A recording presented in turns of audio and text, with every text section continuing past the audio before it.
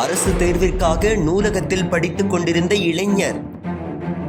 ஹோலி கொண்டாட வலியுறுத்தி வம்பு செய்த கும்பல். மறுப்பு தெரிவித்ததால் குத்திக் கொலை. ராஜஸ்தான் மாநிலம் டவுசா மாவட்டம் ரல்வாஸ் என்ற கிராமத்தில்தான் இந்த துயரச் சம்பவம் நடைபெற்றுள்ளது. அங்குள்ள உள்ளூர் நூலகத்திற்குள் அத்துமீறி நுழைந்த அசோக், பப்ளு, குலுராம் ஆகிய 3 பேர் அடங்கிய கும்பல் அங்கு அரசு தேர்வுக்காக படித்துக் கொண்டிருந்த ஹன்ஸ்ராஜ் என்ற இளைஞர் மீது வலுக்கட்டாயமாக வண்ணப்பொடியை தூவியுள்ளனர்.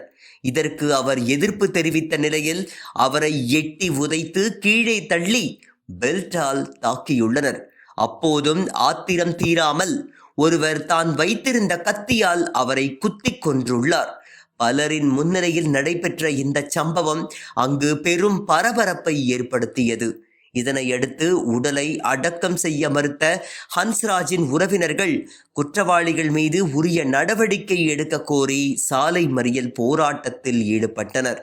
இது மட்டுமன்றி டெல்லி, ஜார்க்கண்ட் போன்ற பல இடங்களில் ஹோலி பண்டிகையின் போது அத்துமீறி பிறரின் மீது வண்ணப்பொடிகளை தூவியதால் வன்முறை வெடித்துள்ளது. பிறருக்கு இடையூறு இல்லாமல் கொண்டாடப்படும் பண்டிகைகளை வரவேற்கலாம். இடையூறு ஏற்படும் என்று தெரிந்தால் கொண்டாட்டங்களில் ஈடுபடுபவர்களுக்கு கட்டுப்பாடுகள் விதிக்க வேண்டும்.